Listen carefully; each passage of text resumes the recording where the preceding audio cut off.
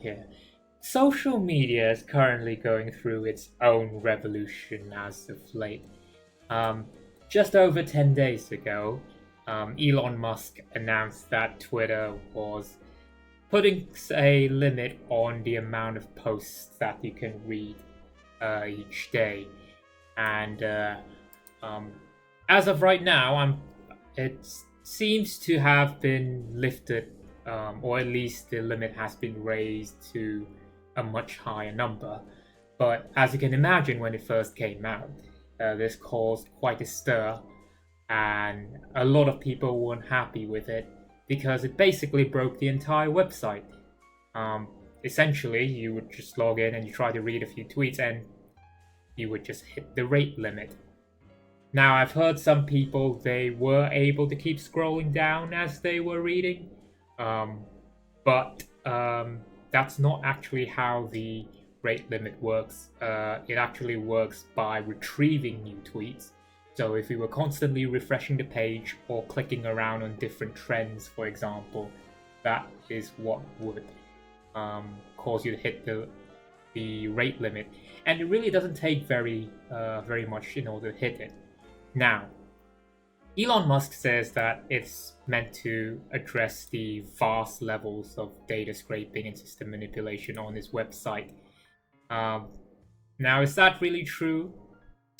Well, I mean, we have more news recently, of course, that Google is, for example, Google and pretty much many other companies with AI programs that they're trying to train.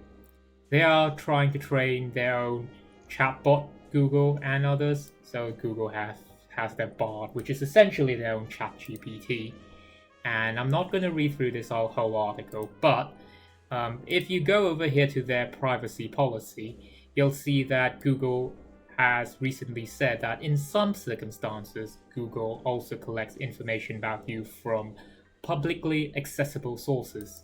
Now, if you click over here, they say they'll collect information from those available online, public sources, to train their Google AI module features for Google Translate, Bard, and Cloud AI. So basically, anything you put on the internet is basically free game for Google to go grab. Now, going back over here, is Elon Musk really doing this in order to protect his people, the users on Twitter? Well, no.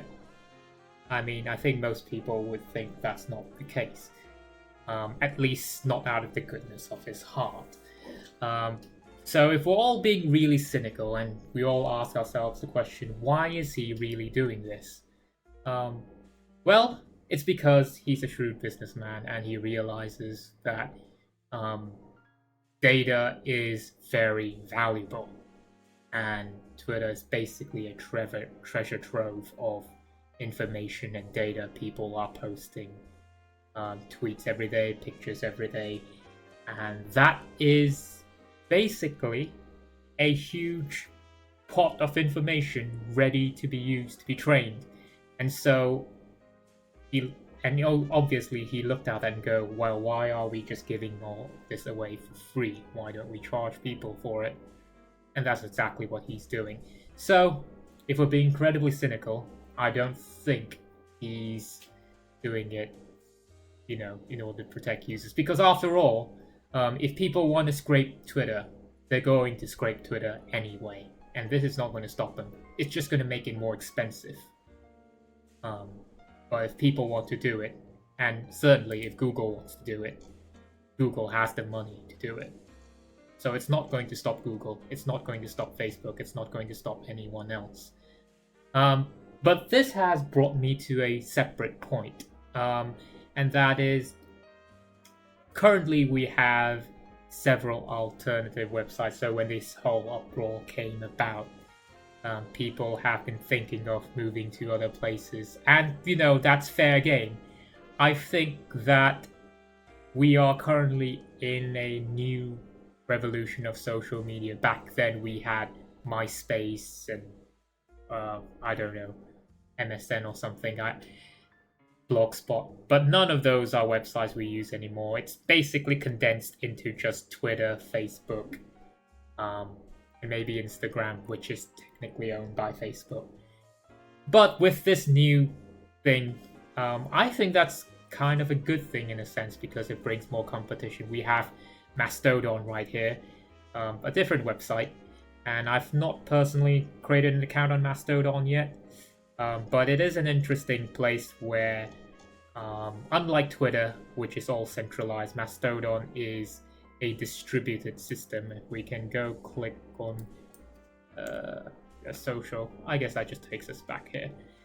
But what essentially it is, it's basically Twitter, but everyone can run their own media. So for example, there's a mastodon.art, and that's a really nice place for artists, I guess. I've not personally looked at Mastodon very much yet. It is a new alternative for Twitter, and it's still quite small, so that's part of the reason why I have not used it, because most of the people that I do follow aren't really on here. So if I were to say search for dragon art, for example, if I just want to look for art about dragons, that's a decent amount here, but certainly not to the point of Twitter. If I were to do the same thing and search dragon art over here, we're gonna get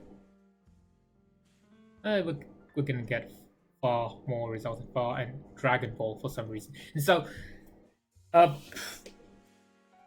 it's still Twitter's gonna be the big prime right here. I don't think Twitter's going anywhere personally. But it is good to see that there are alternatives coming out.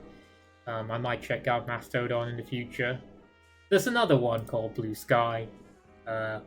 And a lot of people have been thinking of moving on to Bluesky as well.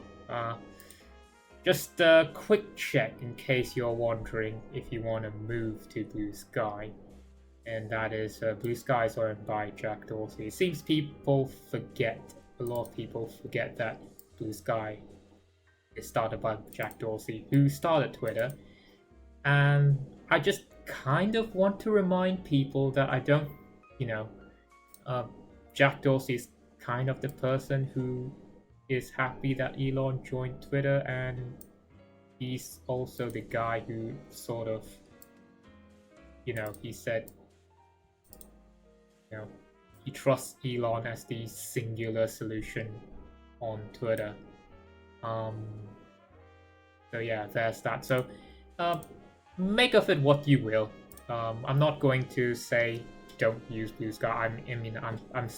I just joined the beta recently, or signed up for the beta. I'm not actually in yet, so I can't actually see it. And then the last bit is Threads. They don't have a desktop app, so I can't actually see it. But if you know what Threads is, it's owned by Facebook, which is now Meta, which is owned by Mark Zuckerberg. Yeah, just get me to the bloody place.